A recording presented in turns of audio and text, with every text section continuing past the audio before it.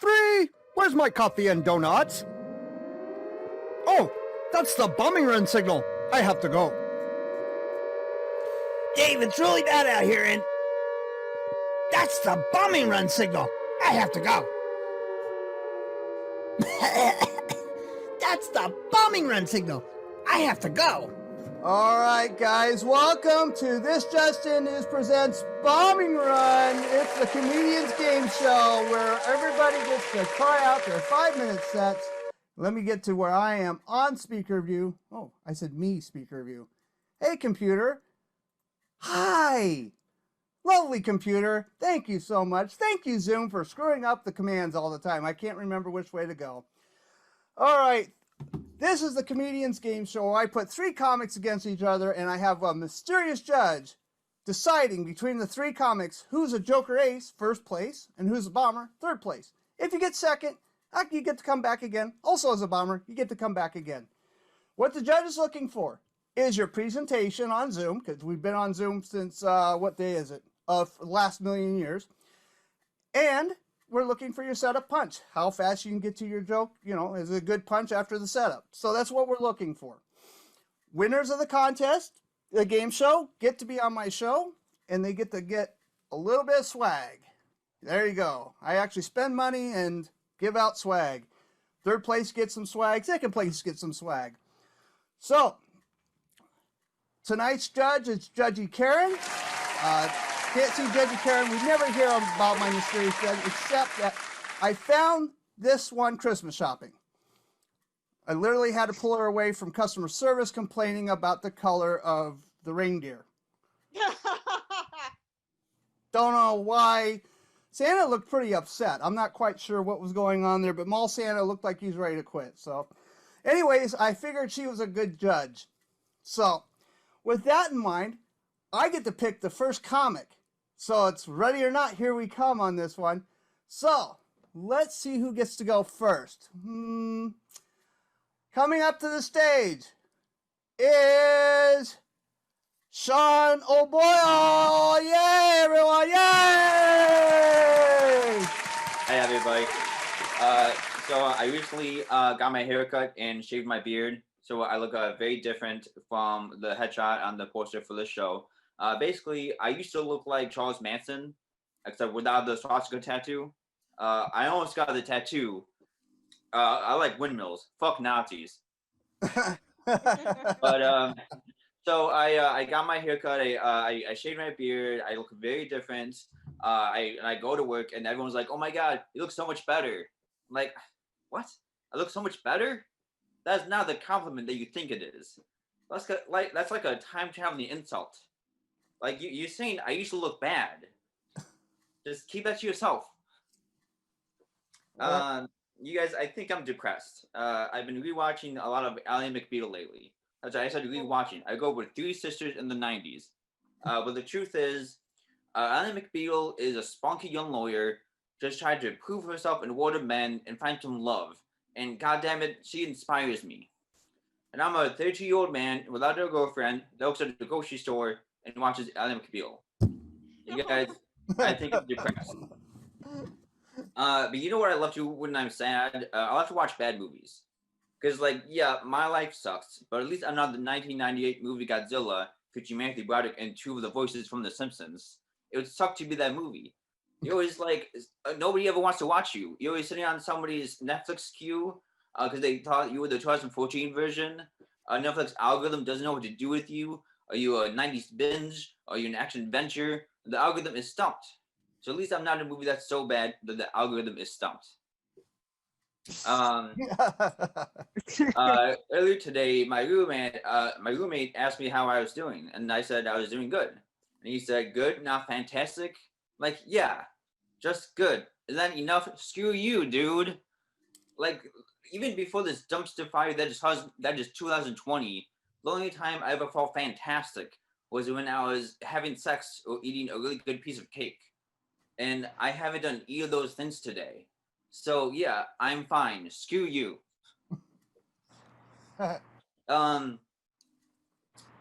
Pandemic is still going on, you guys.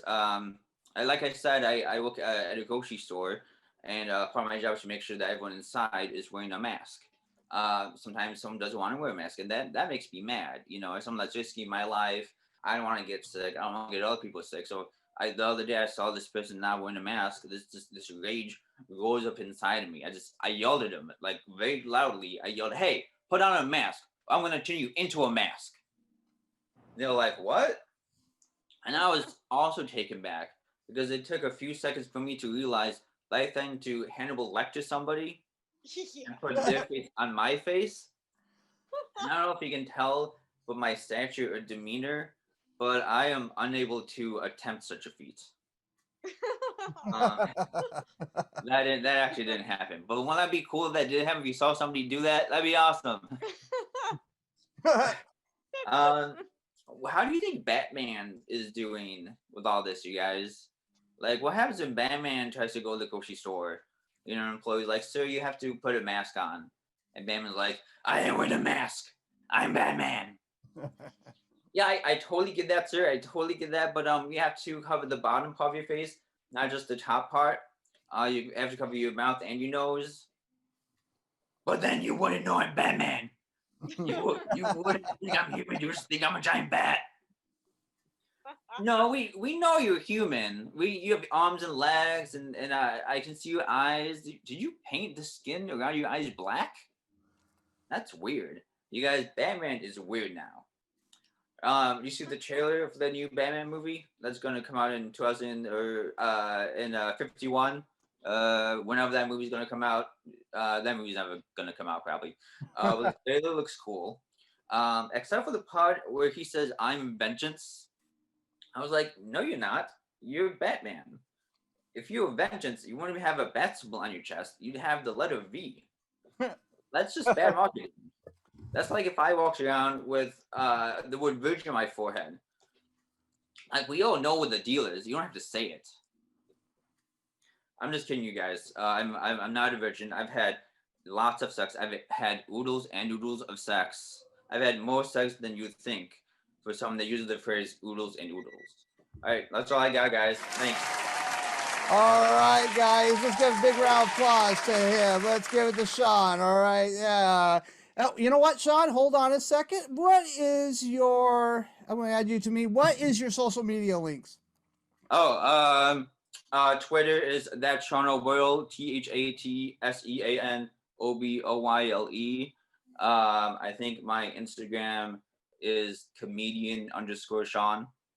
Cool. All right, guys, let's follow him. Let's give, it's awesome. Thank you for doing that set. And you know what? Let's go and remove you here and put me on. Oh, hey, look, it didn't work like I thought it was going to work. How's that work? I can't even see myself now. Oh, am I even spotlighted? I am spotlighted, so why aren't you showing me? Oh, you're a good computer. Good computer. All right, there we go. Computer technology. If it's Zoom, it's going to go wrong. Yeah, you know what? That's how it goes. I thought about that, and I've seen a lot of people wearing their masks wrong. Like you're talking about Batman wearing the mask, not wearing it down at the bottom. I've seen a lot of people wear it on their chin because that's where you breathe out of, right? Your chin. I'm constantly breathing out of my chin. Sir, breathe out of your chin. I don't understand. I don't get it. The chin, yes, you're protecting your chin. Is it a chin strap? Are you breathing too hard out of your mouth? A chin diaper. A chin diaper? Yeah, is it a chin diaper? Do we have a problem? But yes, it's getting bad out there, and I think Batman, I am the vengeance. Yeah, it's a little wrong. Yeah, vengeance is wrong. Yeah, Ghost Rider from Marvel Comics. Now, he carries a vengeance, and he has no mask, but then again, his head's on fire, so I don't think he has to breathe out. He's probably okay. I mean, he's got a fever for sure. Yeah, he's got a fever, and nothing's touching him. All right, I'm waiting for my judge. Judge Karen, are you close to giving me an evaluation to let me know we're ready for the next comic? All right, Judge Karen says she's ready. So, next up the stage, I get to pick from the two of you. I am going with, let's give a big round of applause to Kathy O'Brien, everyone. Yay! Thank you so much. Thanks so much. Apparently, the property where I live is the 5-star Hilton for snakes. During the 14 years that I've lived here, I've seen an inordinate number of snakes. I guess it's the bamboo forest, the creeks, the high grass. I don't know. But I'm terrified of snakes. So one night, my husband and I come home around 2 a.m. and I'm half hammered. I'm going to bed. And he comes into the bedroom and says, honey, I don't want to alarm you, but there's a snake in the kitchen ceiling. And I say, what fucking part of that is not supposed to alarm me? One time I went out to feed our goats, and we had a cinder block in front of the gate. And I walked down the steps, and a copperhead comes crawling out of the cinder block where I'm about to put my hand. So I run into the house screaming. My husband grabs his machete, and my son is crying, no, Daddy, no, don't kill the snake. It was totally a Calgon take me away moment. So I do what any reasonable person would do.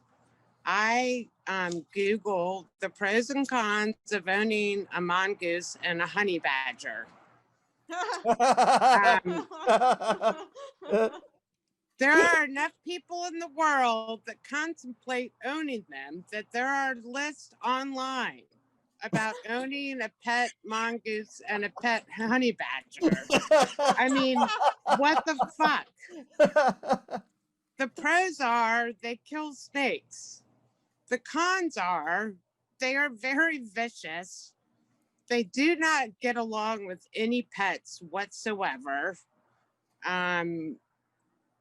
They carry Lyme disease, and you probably won't be able to find an animal trainer to train your pet mongoose or your pet honey badger. I've got to suck it up with the snakes. So I decided I'm going to maybe go to a hypnotist and say, I need you to make it so that when I see a snake, I think it's the funniest thing that's ever happened. And I laugh and I laugh and I laugh. Do you think you could do that for me? Anyway, I had a book published, and I've been thinking about ideas for another book that I could write. And so I contemplated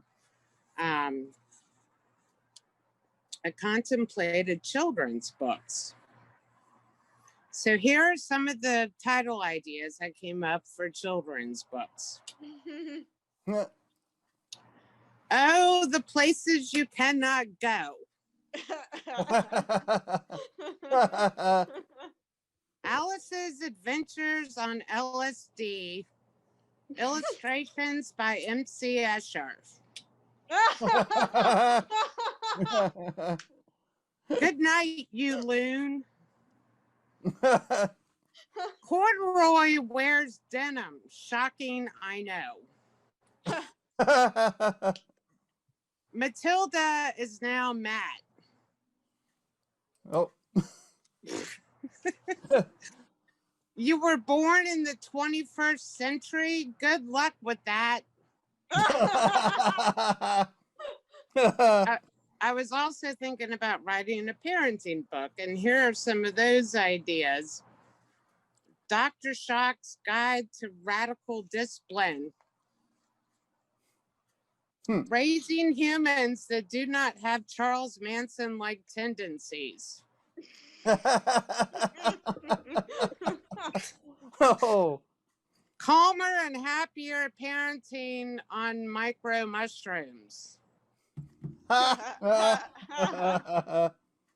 It's okay that you cannot help your child with geometry.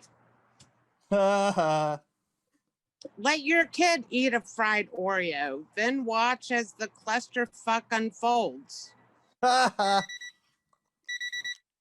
How to make your kid shut the fuck up. Anyway, while searching for book reviewers for my book, I came upon this list, and the reviewers specify the genre of the book they want to review. And there was a huge number of reviewers that are into paranormal erotica. I had no idea there was such a thing.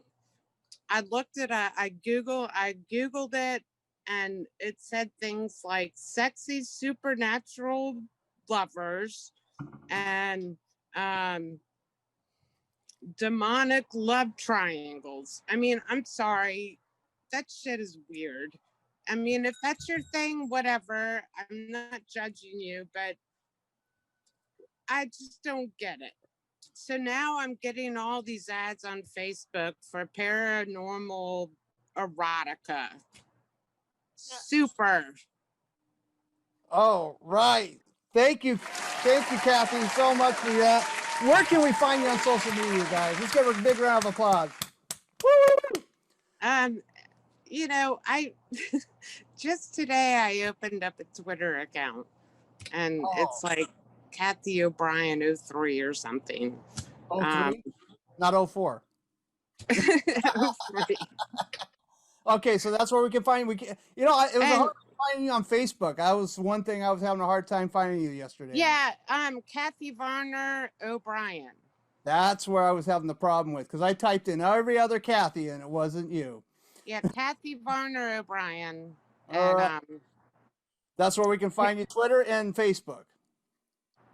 Yeah, that's just my personal homepage. I mean. Okay, cool. But yeah. All right, thank you so much. Give her a big round of applause. Yay! And you know what? I know about snakes too. I do know what Kathy was talking about, because when my parents moved into their house, which is considered a German add-on house, and no one knows what I talk about when I say that. It's a house where you just add on rooms as you need them. So my parents moved in, they added a back porch, a laundry room, Czechoslovakia. No, I don't know. But when they moved in, my mom opened the cabinetry underneath the kitchen sink and found a rattlesnake. Oh, God. I think she should have taken that as a hint how the marriage was going to go. Pretty sure she should have taken that hint and run for the hills. Another funny story is, though, they were married on May 4th, which now has been taken over by Star Wars. Again, another point that I think they're on the dark side. I'm not quite sure. Pretty sure there's look, I'm not drinking, Zoom. I am not drinking. Don't get me burnt. What's going on? All right, Judge. Okay. All right, so we're going to go on to the next and final comic for tonight. Let's give a big welcome to Dani Riedel, everybody. Woo! Thank you very much. So you know what I do love about this pandemic? Everyone who always used to judge me for getting day drunk has been getting day drunk every day now for the last 9 months while homeschooling their kids. You can stop judging me for day drinking now. Thank you very much. I was simply ahead of my time. Now, I am actually sober. I've been sober since August of 2019, so 2.5 years. Sobriety time spent in 2020 counts for double. And one thing I've hated about all this has been watching everyone else discover the great joys of day drinking. Once again, it was not a problem. I was ahead of my time. AA meetings help, though. They help a lot. That's what I call putting fresh batteries in my vibrator. No, it's tough. And I, by the way, I don't like the term recovering alcoholic. I prefer the more flattering term inactive lush. But you know who else was an alcoholic? Literally every Disney princess. If you watch like an 80s or 90s or earlier Disney movie again as an adult, your adult brain will process it differently than your child brain. So rather than being entertained watching, Little Mermaid, Sleeping Beauty, Cinderella, whatever, you're just wondering which princess is going to have which PTSD symptoms when she's in her 30s. They had some messed up childhoods. Like Cinderella, okay, did not need a man. Cinderella did not need a fairy godmother. She needed child protective services. The only Disney princess who didn't have like a completely traumatic childhood was actually the only one who had a diagnosable psychiatric disorder, and that was Ariel, the Little Mermaid. She was a hoarder. She had a giant collection of garbage that she kept because it reminded her of the guy she had a crush on. Which, having been a 13-year-old girl, I understand. But anyway, I don't think her problem got any better at the end of the film when she married him and became human. Because, hear me out on this, right? So, the Little Mermaid gets legs, right? And she becomes human. So, she has legs now, which means she also has, like, all the fun stuff in between them to play with. So, there's no way that she doesn't have a room in Prince Eric's castle where she is just hoarding her vibrators and still singing about it naturally. Look at this stuff. Isn't it neat? Eric thinks that one massages my feet. I've got rabbits and dildos aplenty. I've got bullets and rockets galore. You want Hitachi wands? I've got 20. And I break those out when Rapunzel and Snow White come over to talk about her mommy issues and sip rosé. The way I knew that I had to quit drinking, though, was my liver yelled at me one day. I woke up in the morning, made myself my usual morning beverage, which was a Kentucky coffee. If you've never had one, you must try it. The recipe is simple. It's a bottle of Maker's Mark with a bendy straw in it. And my liver just goes, it's 10 a.m. You know I have a day job, right? Like, I have a wife and kidneys to support. I don't have time to metabolize your breakfast whiskey. But it did, because my liver's a freaking champ. It's earned its early retirement. I swear, with all the crap I've thrown at it over the years, my liver has got to be the reincarnation of either the liver of Winston Churchill or Hunter S. Thompson. Anyway, thank you all very much. I just want to ask you real quick to help me in supporting a very important humanitarian cause and help end the suffering of a small subset of immigrant women in the United States by sending Melania Trump a vibrator. I'm Dani Riedel. Thanks, everybody. Oh my gosh, let's give her a big round of applause, everybody. All right. And where can we find you on social media, Dani? Dani Riedel on Facebook, at Danielle.Riedel on Instagram, and my website up there, DanielleRiedel.com. Awesome. Thank you so much. Oh my gosh. That was awesome. Yeah, I really appreciate the suffrage of the Melania Trump. I think we definitely need to send her like a vibrator, probably some wine, maybe maybe some divorce papers to get away from Trump. I'm sorry. Batteries. The batteries, yes. That was a great set, Dani. Oh my gosh. Oh, I was laughing everywhere. And Disney princesses, you know what? They all suffer from mommy or daddy issues. It's just like DC Comics, or Marvel Comics. Everyone's an orphan. So you have to be an orphan to get superpowers. That's what I have had to learn. So I'm not an orphan. I was part of the dark side of the force. Obviously, I'm never going to get any powers. Oh, so Judge Judy, how are you doing over there? Are you Oh my gosh.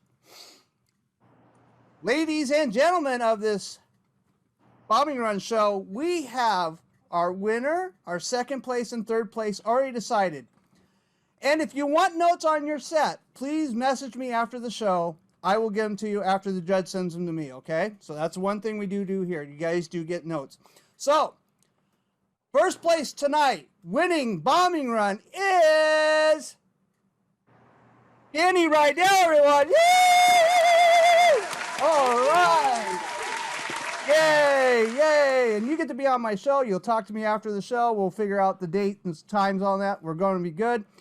Second place tonight out of the 3 is Sean O'Boyle. Yay! And don't worry, you can try out again on Bombing Run. And I do send out swag, so we'll get your, mailing addresses. Don't send me your email address. I had someone send me an email address, and I can't send swag through the internet. It doesn't work that way. So, and tonight's third place person is Kathy O'Brien. Oh, and you know what? Thank you for playing, Kathy. You guys, you all rocked. You all had great sets. This was all for fun. And again, I invite you again to come again because I always have different judges. And tonight's judge was, like I said, Judge Karen. And like I said, that one was from the mall. I've had the Mars Rover actually be a judge. I've had Judgmental. I've had all kinds of judges. So please make sure that you come back again. This has been a fun night, guys. Thank you for making my Friday night. This will be on my YouTube channel pretty soon. So you guys will be able to see that on YouTube. And that's it for the night. So thanks all our comics, Sean O'Boyle, Dani Riedel, Kathy O'Brien for being on the show tonight. And thank you, Judge Karen. I will get you back to the mall as soon as I can. Quit complaining about... Now listen here. Speak to my manager. Come on now. What do I get for getting a Judge Karen, right? So, that was Bombing Run, everybody. Thank you for being on the show. And tomorrow, or next week, yes, it's getting close to Christmas. Christmas? See if I can say that right. And there'll still be a Bombing Run. There won't be a Saturday show, but there will be a Bombing Run. Bombing Run? Wait a minute. What day is Christmas? Oh, wait, there is no Bombing Run on Christmas. I will get bombed if I do it on Christmas. There'll be 1-2 weeks after that. I wish I knew my calendars. Anyway, that's the show for tonight. Thank you for being part of it. And this has been an oddly funny production, and I'm still blurry.